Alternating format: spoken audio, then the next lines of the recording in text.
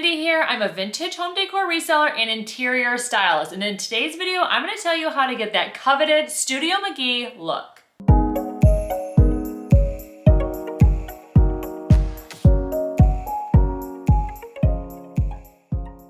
So first we're going to talk about how you can get the Studio McGee aesthetic in your own home. And then we're going to do like a styling challenge on some bookcases of someone very close to me, my own mom. She asked me to help her restyle her bookshelves. So you'll kind of see that design process in action. So I can't wait to share that with you.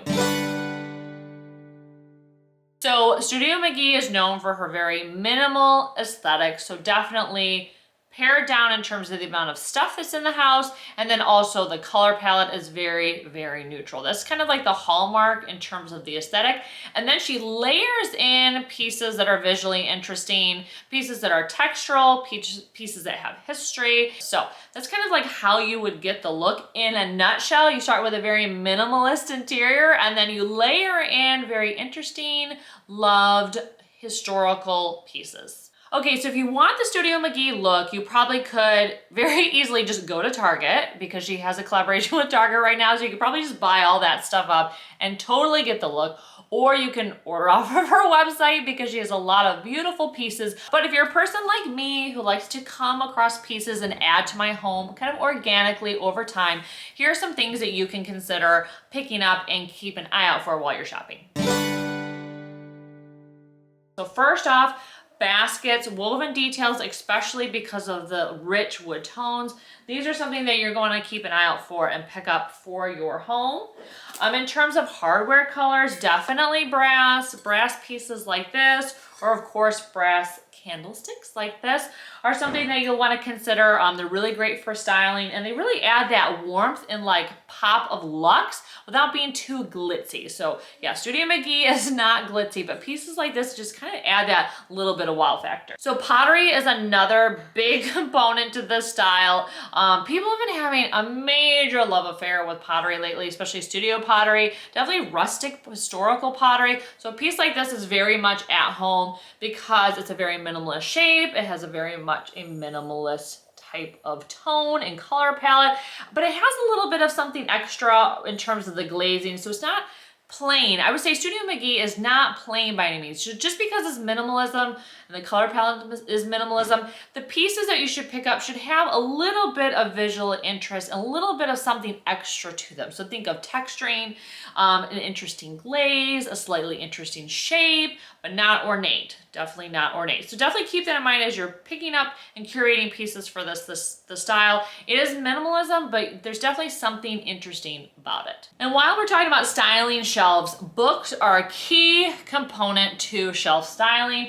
Now you may have a lot of books in your home, but they may not be aesthetically pretty, and that's okay, because one of the things you can do to kind of get that look is, one, you can always turn your book around like this, and then it's very white like that. And then the other thing you can do is actually remove the book flap like this, and then you kind of, if you're lucky, you're left with a very minimalist book style. So that's something that you're going to see me do probably at my mom's when I'm styling the shelves. We're going to go through her books and we're going to find the ones that have a very cool and neutral color underneath of the jacket cover. So kind of a cool trick you can do in order to kind of get that streamlined look if you love books, but you don't necessarily love the color of the books and you want to stick to a certain like color palette. This is one of the ways that you can achieve that. So I want to talk about the antique or historical elements that are brought into this particular design style. Now, when I say antique, I do not mean like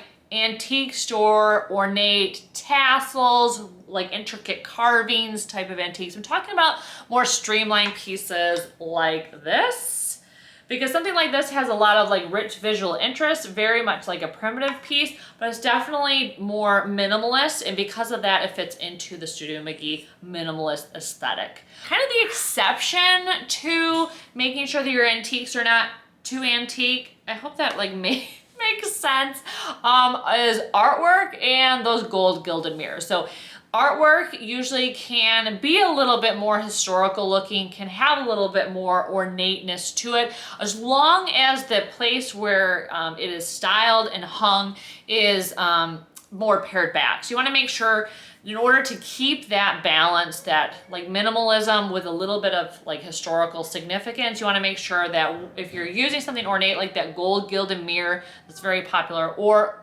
that very, very like ornate or old artwork, I think like an oil painting, or of a landscape or a person, you want to make sure that all the pieces that are styled around it are definitely more minimalist. Otherwise, you're heading from, like, rather than have that like beautiful, thoughtful, like minimalist interior, you're heading more towards like antique store display, which is definitely not Studio McGee. That makes sense. Okay, so now that I've given you kind of an overview of the Studio McGee style and showed you some of the pieces I actually will be bringing with me to kind of get you excited about what we're gonna be using to style my mom's shelves, let's get to that portion of the video. So I'm at my parents' house doing something a little bit different today. We actually have a styling video shoot. So I brought some pieces with me that I have for sale in my Etsy shop because I wanted to get some footage of them being decorated in the home. My mom has these amazing white crisp bookshelves, so it's the perfect backdrop for some of these pieces. So I can't wait to take you on this styling journey with us. My mom actually is probably where I get my decorating sense from because she decorates beautifully, but differently than me. So she's definitely more like primitive, traditional, and I'm definitely more like eclectic and colorful. So it's gonna be a fun project to do together because we're gonna actually take the pieces in my shop that are definitely more on the traditional cottagecore country vibe and style them up on her bookshelf. So it's gonna be a really fun project. So let's get into it.